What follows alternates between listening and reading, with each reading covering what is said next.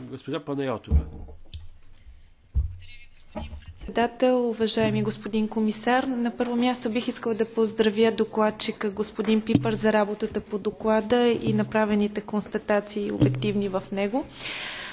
За съжаление, за трета поредна година двете най-големи бюджетни области на Съюза, общата селскостопанска политика и политиката за сближаване, остават засегнати от висок процент на грешки, предимно за нарушаване на правилата за допустимост на разходите и поради процедурите за обществени поръчки. В тази връзка приветствам и предложението на Комисията по бюджетен контрол за по-строги мерки към държавите, засегнати от високи нива на грешки при управлението на европейските средства.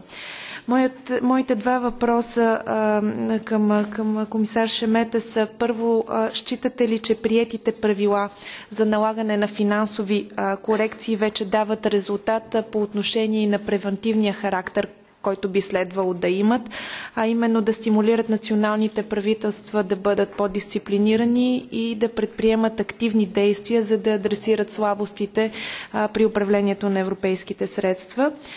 И вторият ми въпрос е: какво е мнението ви за предложението, което е в доклада на Комисията по бюджетен контрол за дисчарджа, относно идеята за специални доклади за онези държави, които допускат най-много нарушения при управлението на фондовете от ЕС по различните програми.